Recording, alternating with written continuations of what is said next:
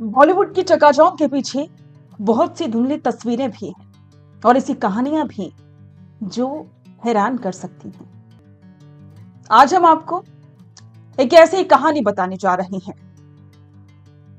बहुत सी प्रेम कहानियां आपने सुनी होंगी, लेकिन एक कहानी ऐसी भी है जिसमें प्यार तो है ही, लेकिन दूसरी तरफ दुखों का पहाड़ भी।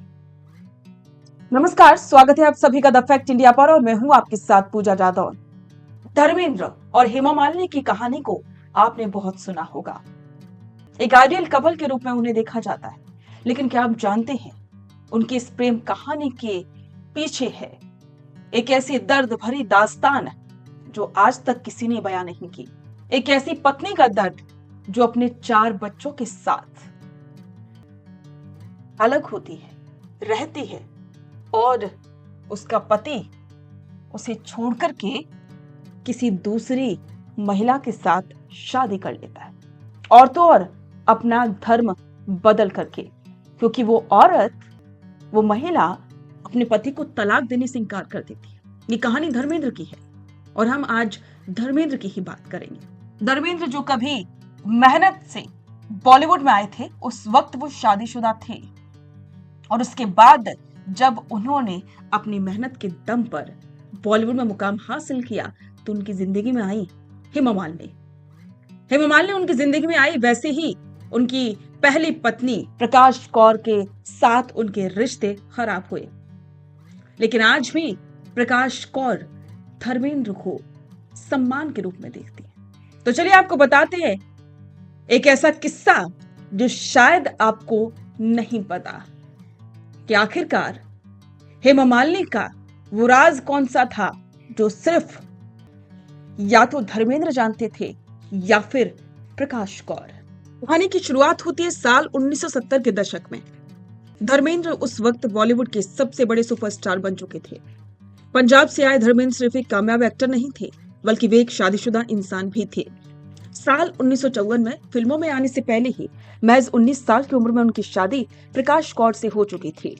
प्रकाश कौर लाइमलाइट से दूर रहने वाली एक साधारण महिला थी, जिन्होंने धर्मेंद्र के संघर्ष के दिनों में उनका साथ दिया था, और दोनों के 4 बच्चे थे, सनी देओल, बॉबी देओल, विजेता और अजयता। लेकिन साल 1970 में जब फिल्म तुम हसीन में जवान के सेट पर धर्मेंद्र की मुलाकात हेमा मालिनी से हुई तो सब कुछ बदल गया। हेमा की खूबसूरती और सादगी पर धर्मेंद्र अपना दिल हार बैठे।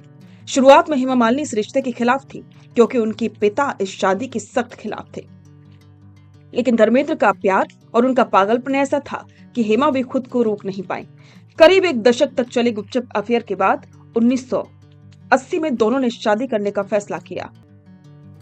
हिंदू मैरिज एक्ट के तहत पहली पत्नी रहते दूसरी शादी करना गैर कानूनी था और प्रकाश कौर ने धर्मेंद्र को तलाक देने से साफ इनकार कर दिया था।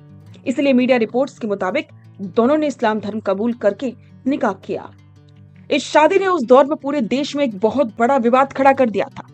हर कोई हेमा मालिनी और धर्मेंद्र की आलोचना कर रहा था, लेकिन इस पूरे बवंडर के बीच धर्मेंद्र की पहली पत्नी प्रकाश कौर पूरी तरह से खामोश थी। लेकिन फिर आया वो साल जब प्रकाश कौर की इस खामोशी ने एक धमाके का रूप ले लिया।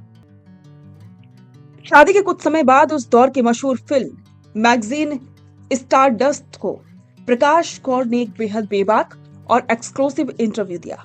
ये पहला और आखिरी मौका था जब प्रकाश कौर ने अपने घर टूटने के दर्द और हेमा मालिनी पर खुलकर की बात की।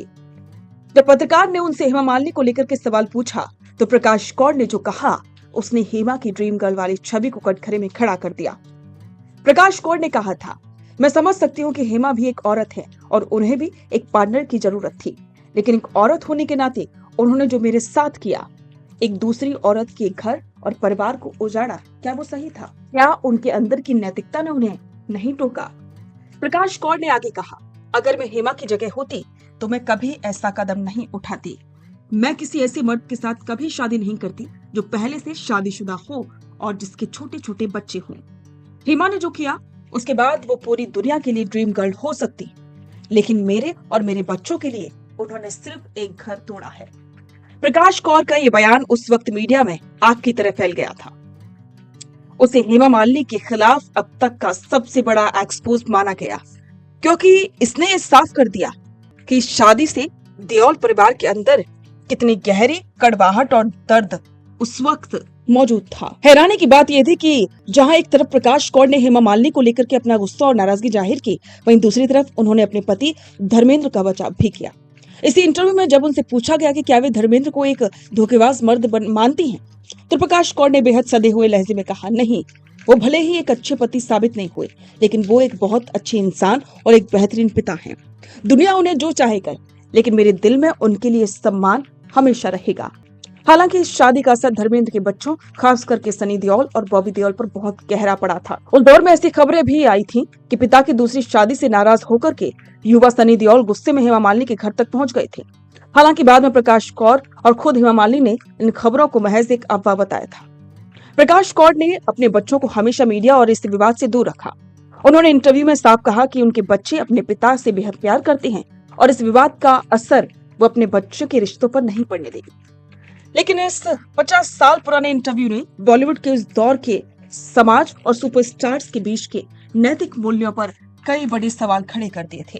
धर्मेंद्र आज भले ही इस दुनिया में नहीं है, लेकिन उनके किस्से, उनकी प्रेम कहानी आज भी जिंदा है।